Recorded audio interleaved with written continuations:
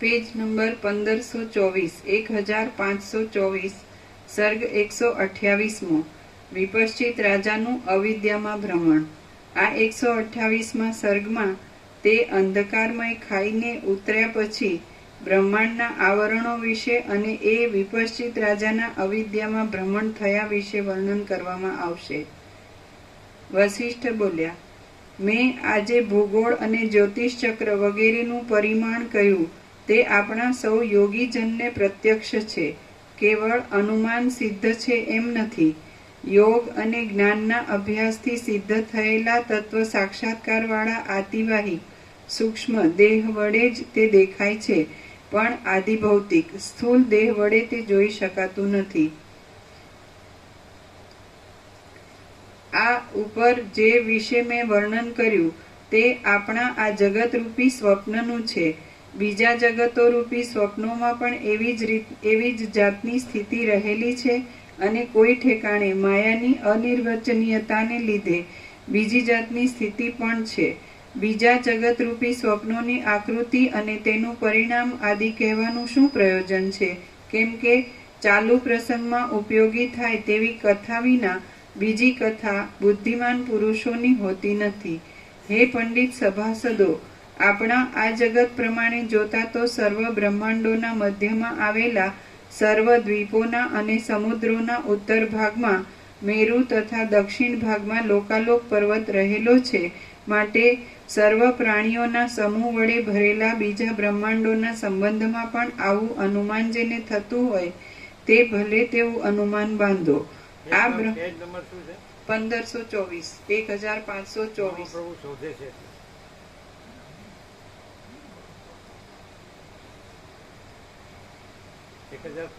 24 आ ब्रह्मांडनी बहार वसनारा सर्ग नंबर 128मो जमणी बाजू वच्चे। आ ब्रह्मांडनी बहार वसनारा 1524 શોધે આપણે કહ્યું ને તો શરીરથી નહીં તો મનથી આવી ઈચ્છાઓ રહ્યા કરે। આજે એ ખરેખર આપણે જોઈએ કે કાંઈ હોતું નથી, એટલે ખરેખર જોઈએ તો સુપર પિક્ચરો ઉપર છેલ્લો હોય તો ભ્રાંતિ અને ભ્રાંતિ દેખાતી હોય, પણ એવી રીતે ખબર પડે કે એમાં સ્વસ્થતા ન હોય, શાંતિ ન હોય, સમતા ન હોય। ભ્રાંતિ હોય અને સત્યની ખબર ન પડતી હોય એવી પોઝિશન હોય તો સ્વસ્થતા ન હોય, શાંતિ ન હોય, નિર્મળતા શીતળતા ન હોય, અભાવ માટેની ઈચ્છા પૂરી થાય નહીં। એટલે એક વસિષ્ઠ પ્રકાશથી જ અમને તો એમ લાગે પછી કાંઈ રહેતું નથી એમ, જે છે જો હૈ સો હૈ। પણ અમે એવું જોયું નહીં કે કોઈને એટલી બધી રામ જેટલી એની અંદર પૂરેપૂરો લાગેલો હોય એવો અમે કોઈ જોયો નથી। એક ઔપચારિક આવીને વયો જાય એવું જોઈએ અને એમાં જ રચ્યો પચ્યો રહે સંસાર વ્યવહારમાં જ, હું તો દેહાધ્યાસના હું તો મારું તારમાં આખી જિંદગી એમાં જ વહી જાય। ખ્યાલ આવે જ ને? બસ આ હું છું, આ સ્ત્રી છે, આ પ્રજા છે, પ્રજાને પ્રજા છે, આ ઘર છે, આપણે ભણ્યા ગણ્યા, કંઈ નોકરી ધંધા કર્યા એટલે એમાંથી આપણે આપણો ઘર સંસાર વ્યવહાર બધો ચલાવીએ છીએ, નિર્વાહ કરીએ છીએ। તો એવી જ બધી ઝંઝાળ જળો જથ્થા કે છે, આમ કરોડિયાનું ઝાડું કે છે, એવું નથી પ્રેક્ટિકલમાં? આમ બધું અંદર બસ એ ચક્કરજાર સંકલ્પ વિકલ્પ, ઈચ્છા અનિચ્છા, રાગ દ્વેષ, આ ગમે છે, આ નથી ગમતું, આ કરવું છે, પછી જોડાયેલા હોય એટલે પછી બીજાની ઈચ્છાઓ છે કે ભાઈ આપણે સુખી રહીએ કે ન રહીએ, તો એ સુખી છે બસ ત્યારે, નહીં તો પાછું લોહી પીશે એને સુખ। એટલે એની જે કલ્પના હોય, જે ભ્રાંતિ હોય, જે મોહ હોય એ પૂરો કરો, એમાં કાંઈ ન હોય તોય બોલો હોય જ કે નહીં? તો કે આમ કરવું પડે, આમ કરવું પડે, આમ કરવું પડે, એ બધું વેદાંતમાં આવતું હશે, ગીતામાં, ઉપનિષદમાં।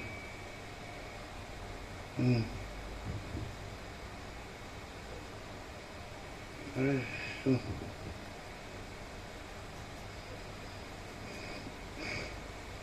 પછી જે અમુક પછી એમાં તર્ક જ કરવાના પાછા શાસ્ત્રમાં આવું હોય એટલે પોતે નો કરતો હોય એટલે કે આવું હોય તો ત્યાં પાછું તર્ક કરવાનું, અને પોતે કરતો હોય તો એમાં એવું ન થાય કે આવું હોય.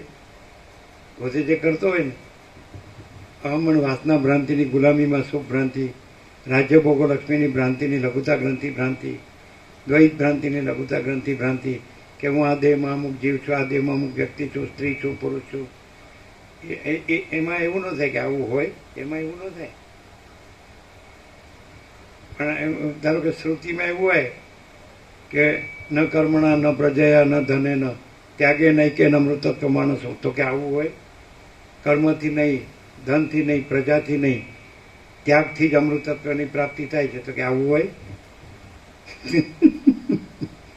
પછી ગીતામાં એવું હોય કે સમલોષ્ઠાત્મક કાંચન, તો જેને માટીનું ઢેફું પથ્થરના સોનું સમાન છે એ યોગી છે, તો કે આવું હોય? આ બધું ન જોવે. પોતે જે કરે છે એમાં આવું હોય એમ ન થાય. અમારું દેહાભિમાન છે, આ મારી વાસના છે, મારી આસક્તિ છે સંસારની, મારા રાગ દ્વેષ છે, કામ ક્રોધ લોભ મોહમ્મદ માત્સર્ય છે, એમાં નથી થતું આવું હોય. આશા તૃષ્ણા છે એમ. શું કહે છે?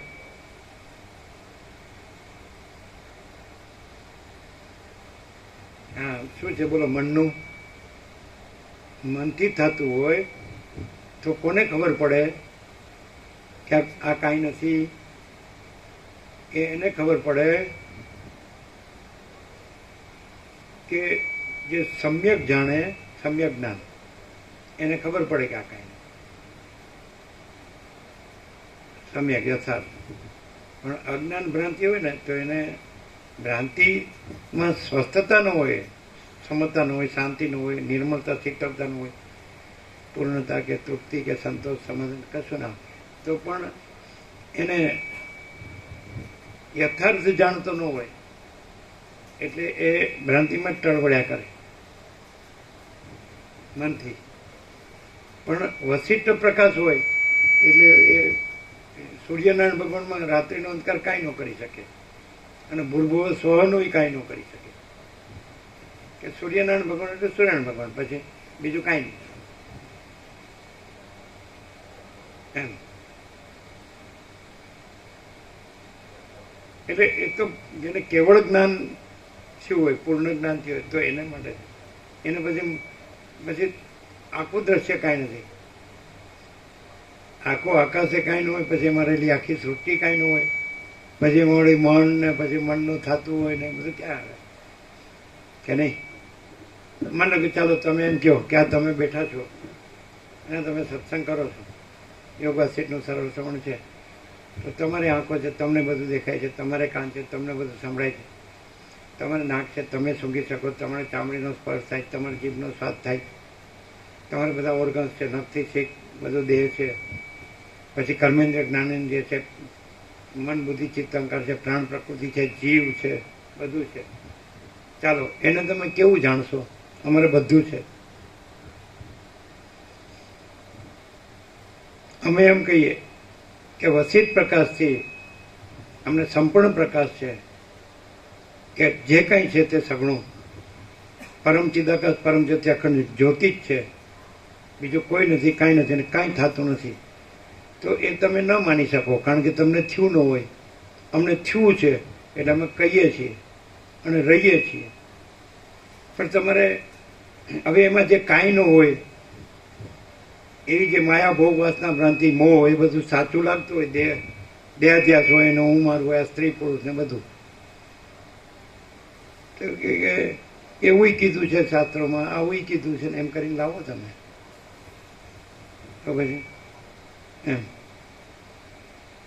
એવું વસિષ્ઠનું જ પ્રમાણ લે. રામ, તમે તમારા સ્થાનમાં તમારા આસન પર જ બેસો, તમે પોતે જ છો, જો પતી ગયું. એટલે એવું લે, શબ્દો લે, પણ શાંતિ ન હોય. ક્યાંથી હોય? બધું કાંઈ નો એવો કચરો ભર્યો હોય પછી અને શ્યોર પ્યોર એન્ડ શ્યોર હોય તો કચરો ન હોય, અંદરે ન હોય ને બહારે ન હોય. શું કહે છે? કચરો અંદર હોય ને તો બહાર એનું વર્તન હોય જ, અને કચરો અંદર ન હોય ને તો બહાર એનું વર્તન ન હોય. બોલો પ્રેક્ટિકલ પ્રેક્ટિકલ છે કે નહીં?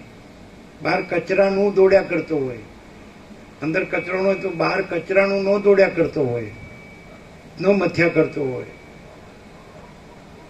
એના ગડમથલ ન હોય એની. અને અંદર કચરો હોય તો જ એની ગડમથલ હોય, બહારે એનું બધું શોધ્યા કરતો હોય, દોડ્યા કરતો હોય, કઈ રીતે આ કામ થઈ જાય, એના કામ પૂરા થાય ને અભાવ માટેની ઈચ્છા પૂરી થાય. આમાં કોઈ અભાવ ન હોય, કોઈ ઈચ્છા ન હોય. આપણે એમ કે મન વચન કર્મથી, તો મન વચન કર્મ છે જ નહીં. હું મન વચન કર્મથી? એમ કે મન વચન કર્મથી માણસે પવિત્ર રહેવું છે, પણ મન વચન કર્મ ક્યાં છે? અને અનંત શુદ્ધ ચિદાકાશ એ તો પછી પવિત્રતાની પરાકાષ્ઠા કે નહીં? Climax of purity